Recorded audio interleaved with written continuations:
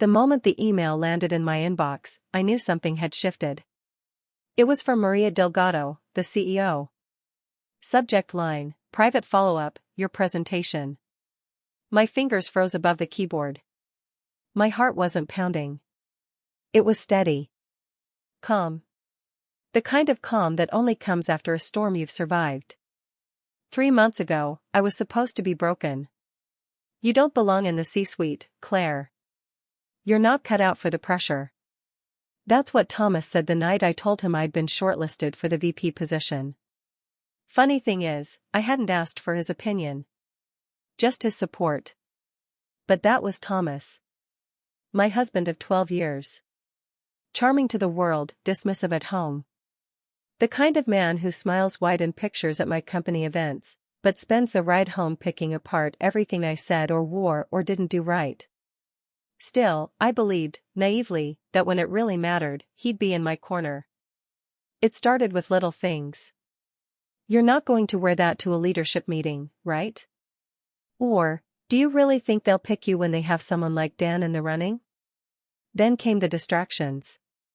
A forgotten vet appointment for our dog on the morning of my panel interview. The doorbell ringing nonstop during a Zoom strategy session.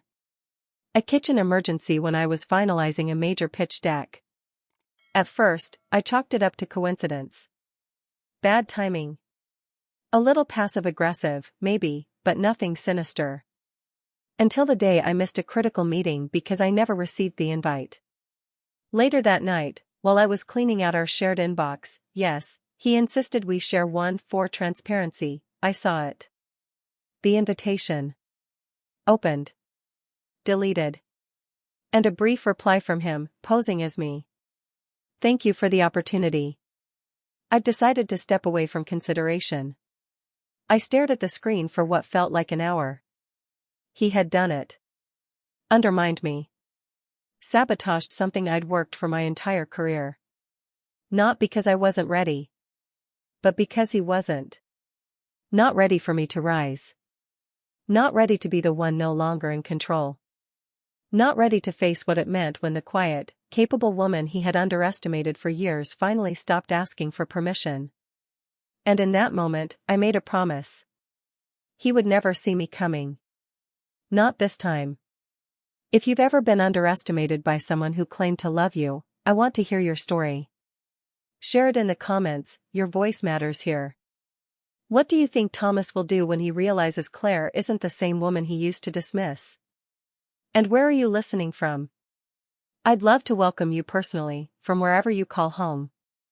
Don't forget to subscribe to EN True Tales so you won't miss what happens next, because trust me, this is only the beginning. The funny thing about losing someone's respect is that it rarely happens all at once. It's not a sudden drop, it's erosion, steady, almost invisible, until one day, you look around and realize the ground beneath your feet has completely disappeared. That was what marriage to Thomas felt like. When we first met, I was already building momentum in my career.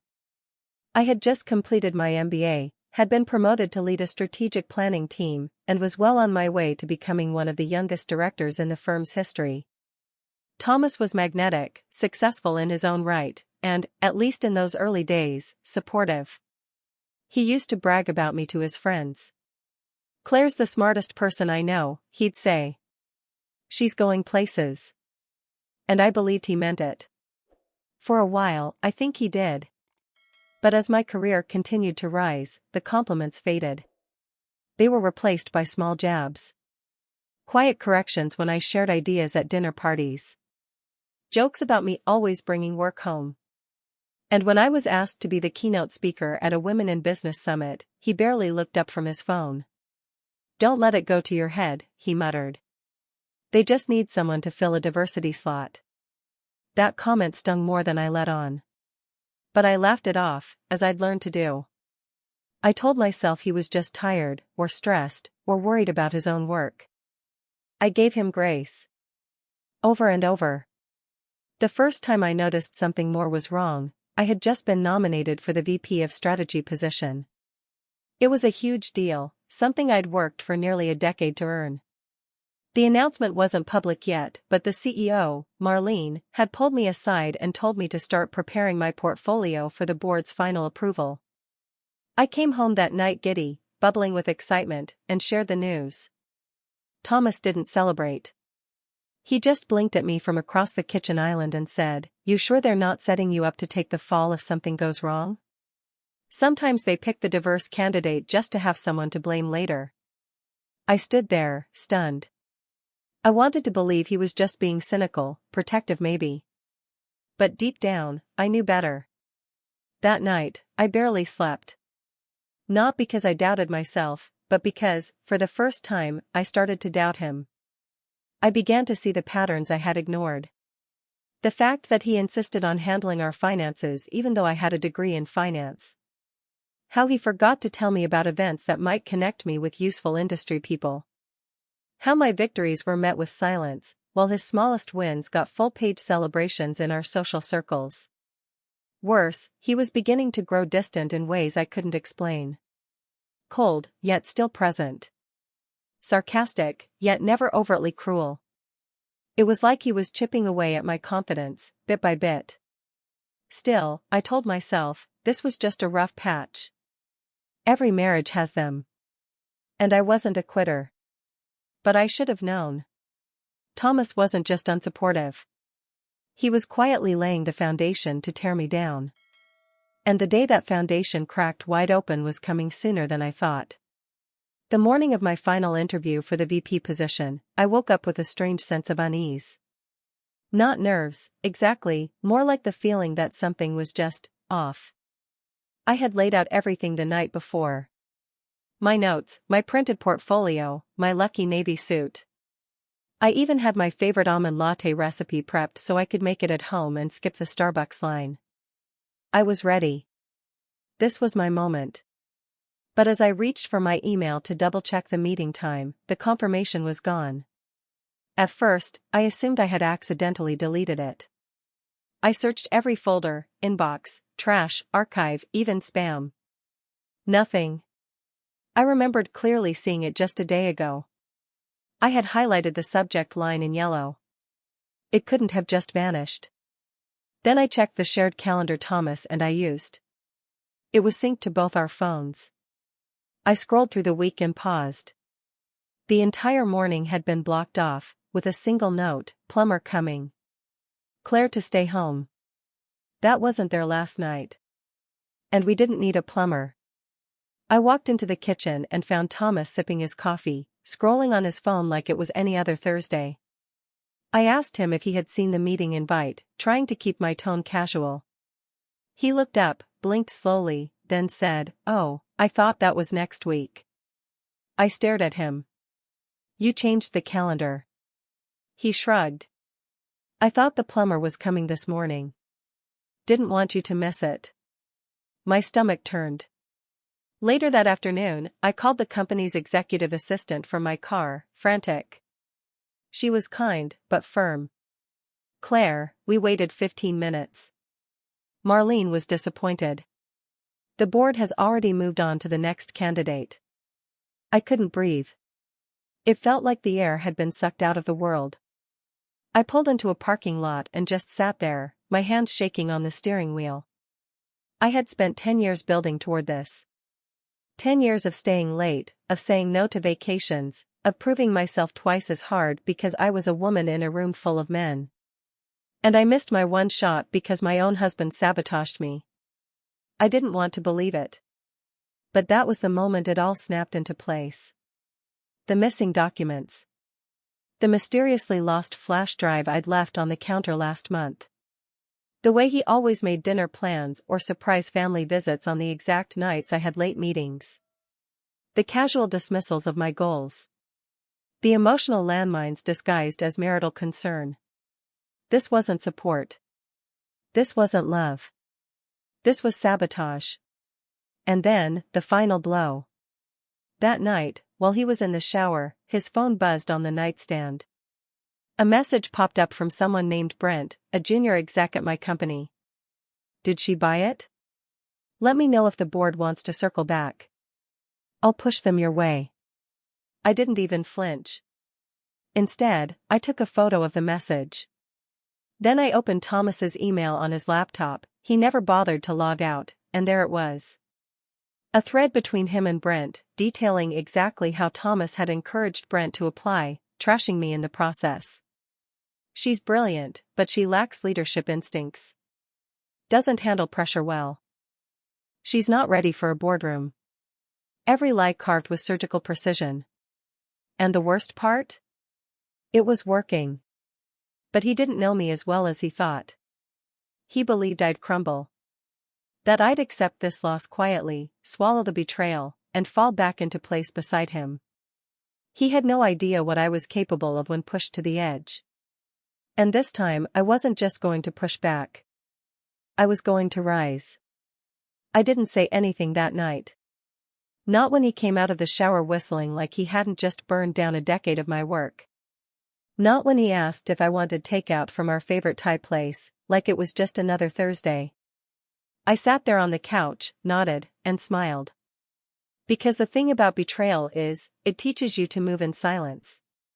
The next morning, I reached out to someone I hadn't spoken to in months, Caroline Tran, my former manager and one of the few women who had ever made it to the C-suite at my company.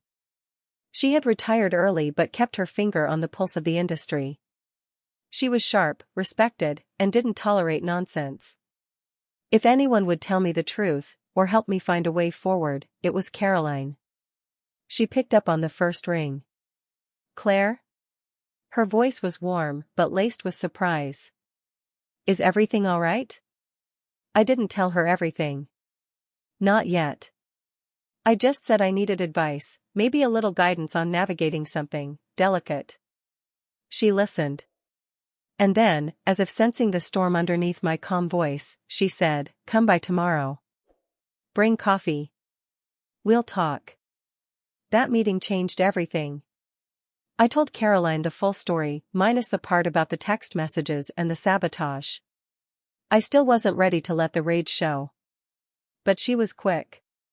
She asked 2 questions and then leaned back in her chair. "They didn't pick you," she said softly, "but not because you weren't qualified. Someone poisoned the well." Her words hit me harder than I expected.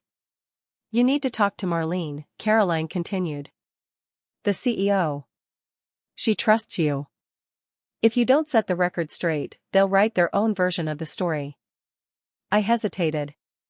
Marlene was intimidating. Brilliant, but cold. The kind of leader who didn't suffer fools, or emotional pleas. "I'm not asking you to beg," Caroline said. "I'm telling you to tell the truth.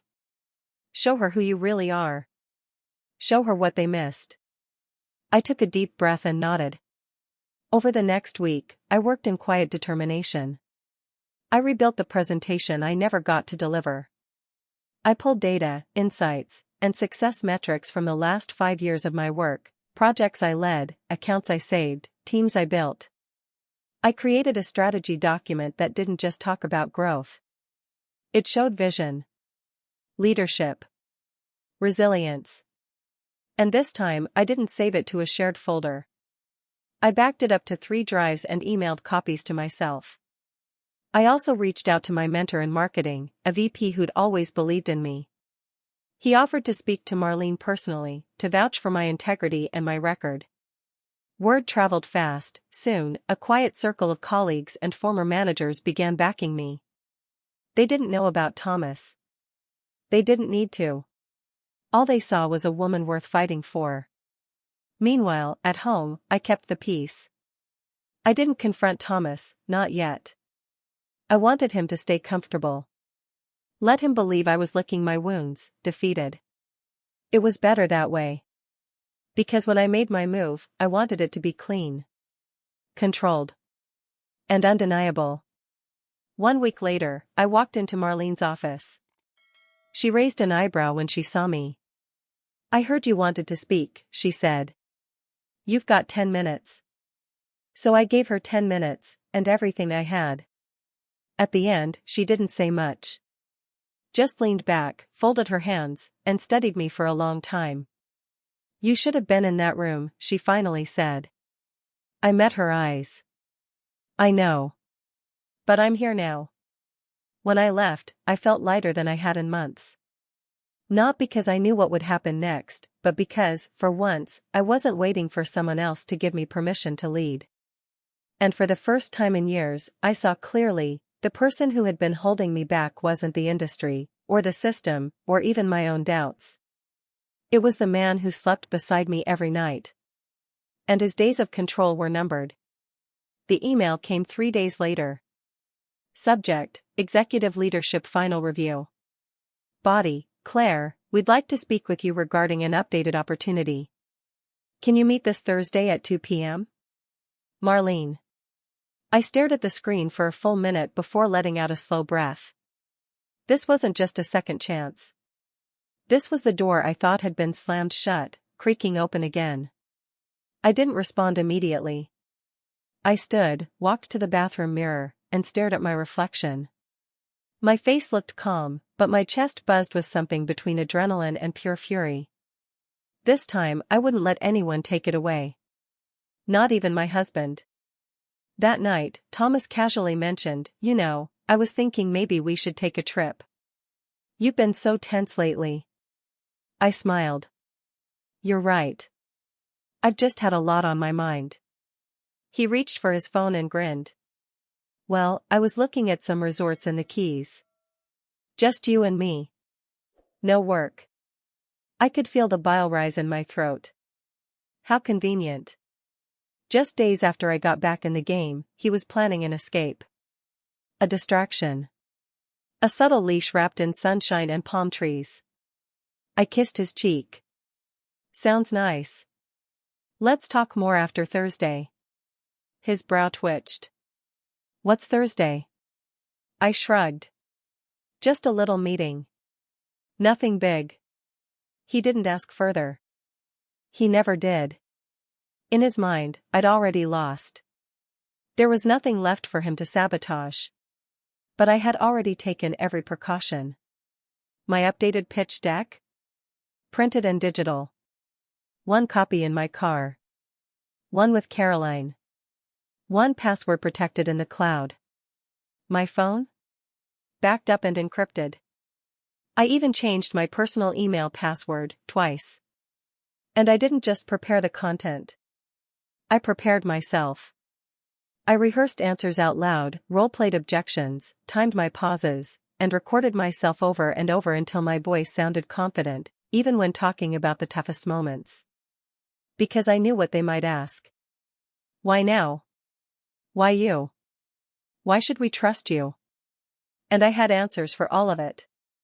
When Thursday arrived, I dressed in navy, strong, calm, no nonsense. I walked into the boardroom with my head held high. The faces were familiar, but this time I didn't see gatekeepers. I saw peers. Equals.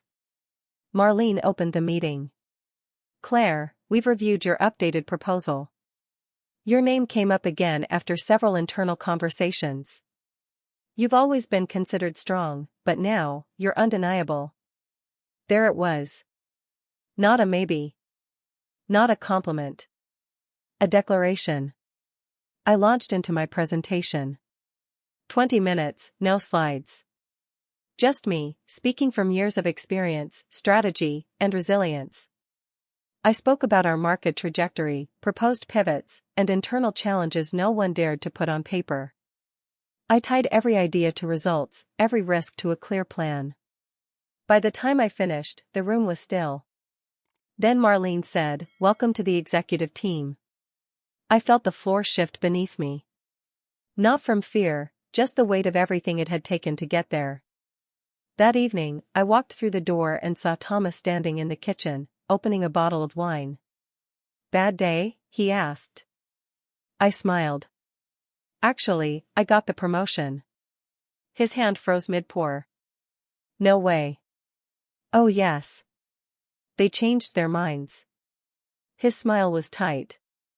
"That's surprising. Guess it's all politics anyway." I set my bag down and looked him dead in the eyes. "No, Thomas. It was strategy. Mine. And no one could stop it." He gave a small laugh, but it didn't reach his eyes. So what now? You're going to be one of those corporate types who never has time for her husband? I stepped closer. I'm going to be exactly who I've always been. The difference is, this time, I'm not pretending to be smaller so you can feel bigger. His face turned pale. And in that moment, I knew this promotion was more than a job title. It was the beginning of the end, of his control, of his manipulation, and of the version of me he thought would never leave. I didn't file for divorce right away. Not because I was uncertain, but because I needed time. Time to move my chess pieces into place. Time to let Thomas reveal who he really was when he could no longer control the board. At first, he tried to play the supportive husband. He told our friends how proud he was. Made big shows of planning celebratory dinners. Even bought me flowers, twice. It was strange, watching him perform affection with the same precision I once used to mask exhaustion. But it didn't last. Within 2 weeks, the cracks showed. He'd forget to pick up groceries I specifically asked for. He'd pout when I got home late from meetings. Once, he even rolled his eyes when I mentioned an upcoming leadership conference I was invited to speak at. "Another one?" he said. "Don't you think it's a bit much?" I turned to him, calm and deliberate. "No, I don't. I've worked for years to get here. This is what much looks like when you've been underestimated your whole life." He didn't respond. Just stared at the wall like he wished he could erase me from it. But I didn't wait for his approval anymore. I no longer needed him to be proud of me, or to clap when I succeeded. What I needed was space to breathe, to lead, to grow. And so, I built it. I converted the guest bedroom into a home office, real office. Whiteboard, bookshelves, proper lighting. I started doing interviews for business podcasts. I even began mentoring a few younger women at the firm who reminded me of a version of myself I'd long forgotten. That version? She was thriving. Thomas, on the other hand, was unraveling. He tried to needle me in small ways. Subtle jabs about my appearance. Snide remarks about how executive women often ended up alone. I let them pass like wine through an open window. But when he found the draft divorce papers in my bag, the game changed. He waited until I walked through the door one Friday night, fresh from a speaking event where I'd received a standing ovation. My heels still clicked against the tile when he held up the envelope. "So, this is your big move, huh?" I took a deep breath. "Yes." He laughed, loud, bitter. "You think you'll just walk away from this life we built? You think you can make it on your own? After everything I've done for you?" I stepped forward, voice calm but steady. "I already am. And for the record, this life? I built it, too. Maybe even more than you did. The difference is, I don't need to tear you down to feel powerful." He tried to argue. To threaten. To guilt. But I stood my ground. A week later, I filed officially. My lawyer was ready. So was I. At work, the CEO, Diana, called me into her office. "I've watched the way you've handled this, Claire," she said. "Quiet strength. Clarity. You're the kind of leader this company needs." I smiled. "Thank you. That means more than you know." She paused. "If you ever want to go further, beyond this role, board level, speaking circuits, authorship, just say the word. I'll back you." I walked out of that office knowing something deep had shifted. I no longer saw my success as survival. It was legacy. And Thomas? He was just a footnote in the first chapter of the life I was finally writing for myself. The divorce was finalized in early spring. It was quiet. Clean. No courtroom drama. No last-minute pleas. Just signatures on paper and a final exchange of silence at the courthouse steps. He looked thinner, older somehow, as if the weight of losing control had aged him overnight. I, on the other hand, had never stood taller. Thomas moved out that weekend. Took his golf clubs, his signed memorabilia, and the espresso machine he loved more than he'd ever loved my ideas. I didn't cry. I didn't celebrate, either. What I felt was peace. Not fireworks. Not revenge. Just the soft, grounding hum of freedom. And that freedom opened doors. My first keynote address at the Women in Leadership Summit drew more than 500 attendees. When I told the story, not the messy, dramatic version, but the truth behind being held back by someone who feared my light, women lined up to speak with me afterward. "Thank you," one whispered.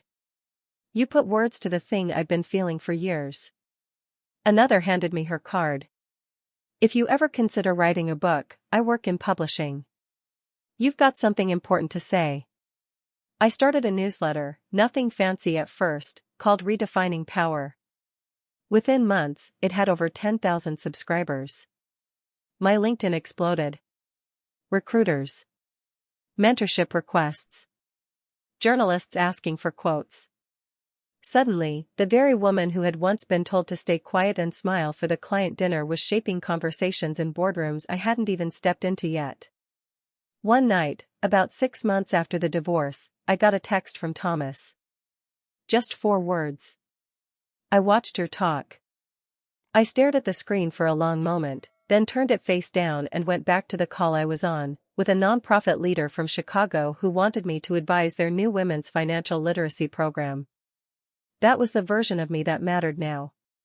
I moved into a townhouse closer to the office, filled it with warm light, real art, and a kitchen that finally reflected the meals I loved to cook for myself, not just the ones I used to prepare to impress Thomas's colleagues. On the walls, I hung photos from my travels, quotes that reminded me of how far I'd come. One of them said, "She remembered who she was, and the game changed." And it had. Because somewhere along the way, I stopped trying to be enough for someone who needed me small. And I started becoming everything I was always meant to be. 1 year later, I walked into the same glass building, only now, not as a candidate, but as the head of strategic development. The nameplate on my office door still made me pause sometimes. Not out of disbelief, but out of pride. The first 6 months were intense. Long hours, high expectations, and the quiet pressure of having to prove, constantly, that I belonged. But something had changed in me. I no longer measured myself by what others saw or didn't see. I knew who I was. And I owned it. At the company's annual retreat, I was asked to give a keynote about resilience in leadership. As I stood on stage, looking out at a room full of bright, ambitious professionals, some of whom reminded me of my younger self, I spoke not just of strategy or growth models. I spoke of being underestimated. Of how the people closest to you might try to clip your wings. And of how flying anyway is the greatest form of freedom.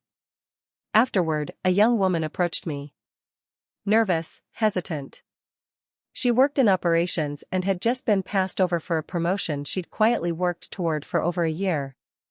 "Do you think it's worth trying again?" she asked. I looked her in the eye and said, "Not only is it worth it, it's necessary. Because one day, someone's going to need your story to believe in their own." At home, things were different. My husband and I had gone our separate ways. He didn't take my success well. He tried, for a while, to play the part of the supportive partner, but it was never real. Eventually, we stopped pretending. We divorced quietly. No drama. No fireworks. Just a mutual acknowledgement that the versions of ourselves we had fallen in love with were long gone. And I was okay with that. I'd found peace in building something new. Not just a career, but a self. A life. A purpose. One Sunday morning, I sat on my balcony, coffee in hand, overlooking the city that had once intimidated me. Now, it felt like mine. The skyline wasn't just steel and glass, it was a reminder that we can always rebuild, no matter what was torn down. I thought of everything I had lost. And everything I had gained. The betrayal. The nights I cried quietly into my pillow. The emails I sent, not knowing if anyone would believe in me. And the day the CEO shook my hand and said, "I trust you." I smiled, not at the memory, but at the woman I'd become. He tried to silence me. He tried to stall me. But he underestimated the one thing he never bothered to look for. My strength. This story wasn't just about betrayal. It was about reclaiming power, dignity, and voice after being underestimated by the one person who should have stood by your side. So now I ask you, what would you have done in her place? Would you stay and rebuild the relationship, or walk away like she did? Leave a 2 in the comments if you loved her strength. Leave a 7 if you think she should have left earlier. And don't forget, your story might be next. Like, comment, and hit subscribe so you never miss another episode from EN True Tales. We tell the stories you feel.